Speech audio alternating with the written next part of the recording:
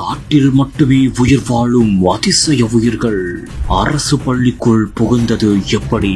கிளைமேக்ஸில் மனிதர்கள் கடவுளாய் மாறிய இமோஷனல் மொமெண்ட்.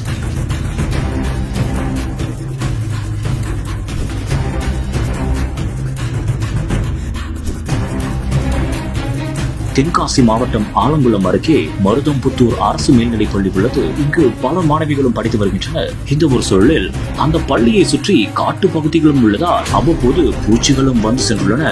எந்த ஒரு நிலையில்தான் பள்ளி பூட்டி கிடந்த ஒரு சூழலில் ஆய்வகத்தில் இருந்து ஏதோ ஒரு சத்தம் வருவதை மாணவ மாணவிகள் ஆசிரியர்களிடம் தெரிவித்துள்ளனர். இதையடுத்து ஆசிரியர்களும் சென்று பார்த்தபோது அங்கு சிறிய அளவில் ஏதோ ஒரு உயிரினம் இருந்துள்ளது. மேலும் அது என்னவென்று தெரியாமல் ஆசிரியர்கள் உடனடியாக தீயணைப்புத்துறை வீரர்களுக்கு தகவல் தெரிவித்துள்ளனர். அவர்கள் சம்பவ இடத்திற்கு விரைந்து வந்து அது என்னவென்று பார்த்தனர். அப்போதுதான் அது மரநாய் என்பதும் தெரிய வந்தது. மேலும் மரநாய் 3 குட்டிகளை ஈன்றுள்ளதும் தெரிய வந்துள்ளது. உடனடியாக அதை அங்கிருந்து பத்திரமாக மீட்டு அதை காட்டு பகுதிக்கு மறுபடியும் சென்று விட்டுள்ளனர் தீயணைப்புத்துறை வீரர்கள்.